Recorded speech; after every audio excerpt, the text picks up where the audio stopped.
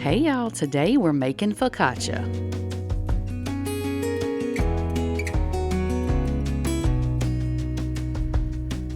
Okay, so we're going to make just a regular focaccia. This is not made with sourdough, so this is for everybody. But if you're into sourdough and you want me to make a sourdough focaccia, just let me know down in the comments and I will hook you up with that. So what I'm going to do, and I'm measuring everything because it's just more precise when you're doing bread. So I am measuring out 420 milliliters of warm water. I do my water to about 100 degrees. I just get it out of my refrigerator, like the filter in my refrigerator. And then I heat it up in the microwave to 100 degrees. You don't want it too hot or it'll kill your yeast, okay? So we just want it warm so it'll help kickstart our yeast.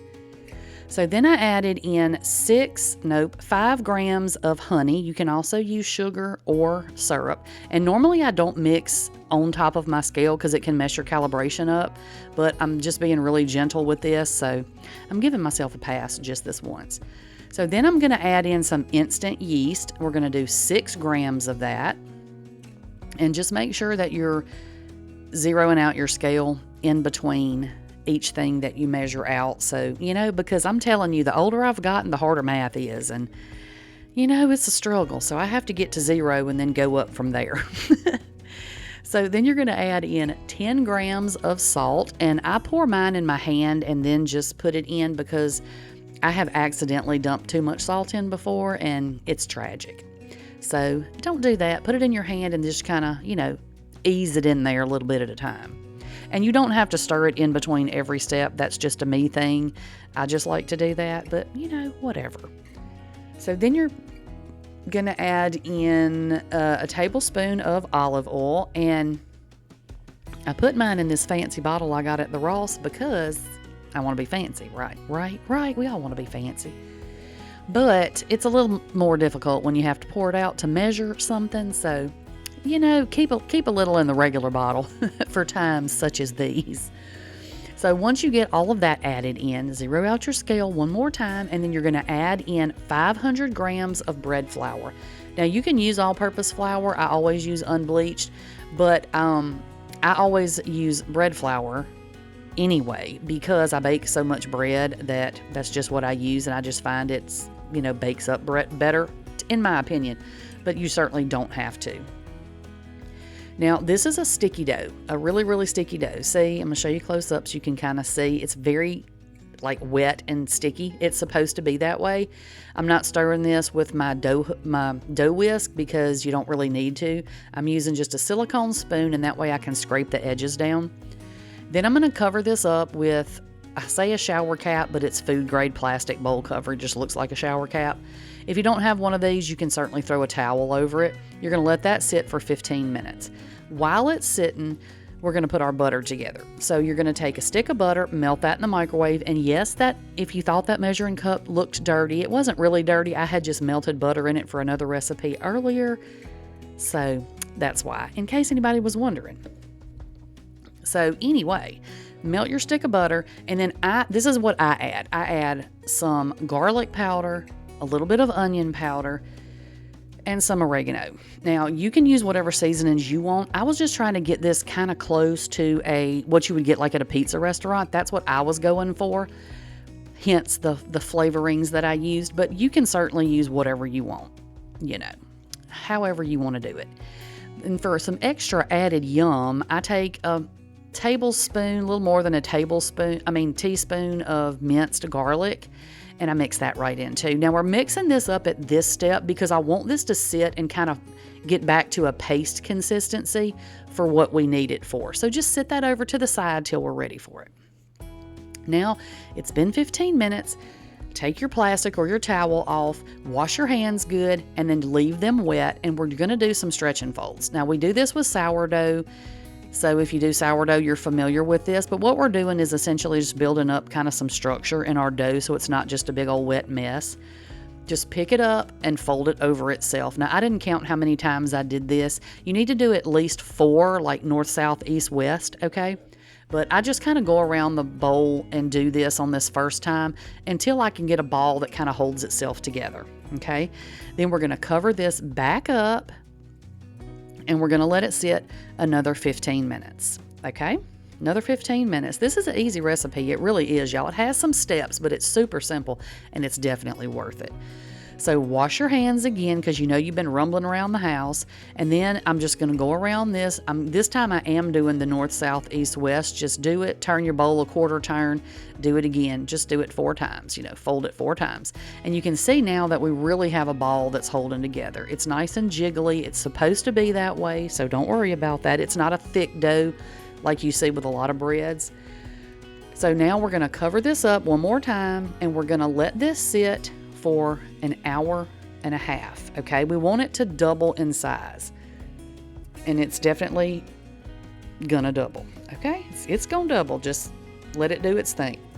So after the hour and a half, you're gonna take your stuff off, whatever you've covered it with, and it's super jiggly, and it's got big bubbles everywhere, and it's supposed to be like that, so don't think you've done something wrong. Okay, at this point, get your oven preheating to 430 degrees Fahrenheit.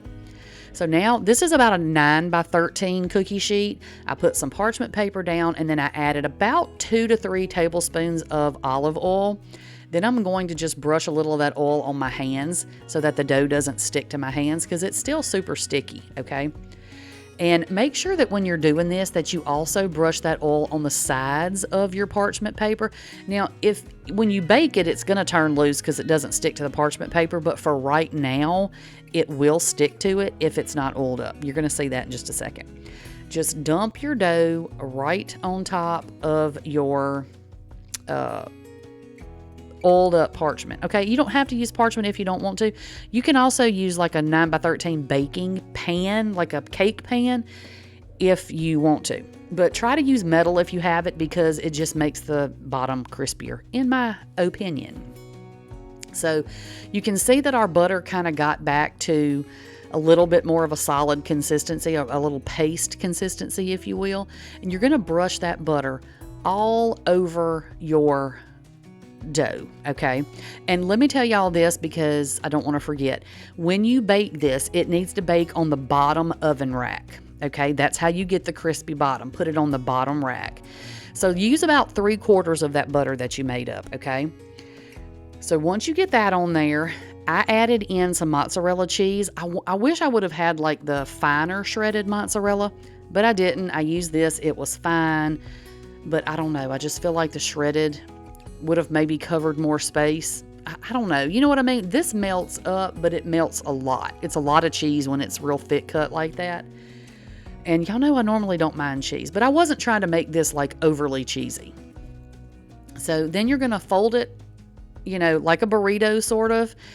And then I kind of pinched the ends in just a little bit so the stuff wouldn't fall out. And now I'm going to wipe down and get that dough that's stuck off of that piece of stuff. But anyway, fold it, you know, one side in, then the other side in, and then just kind of pinch the ends together and flip it over to where the smooth side is up. Then you're going to flip something over the top. This is just a roasting pan. It fit, so that's what I used. Let it sit another hour and a half. It's going to be doubled again, and then you're going to drizzle some olive oil over the top, and we're going to do the best part of making focaccia, okay? This is like the absolute best part of doing this. You're going to dimple it. Just very gently put your fingers in, jiggle it around a little bit.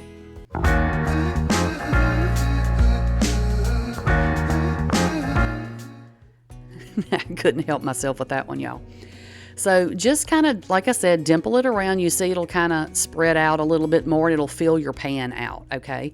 When I have these super big bubbles that are really thin, I usually pop those because I don't want them to burn, but the other bubbles I'll leave in there because it just makes it look pretty.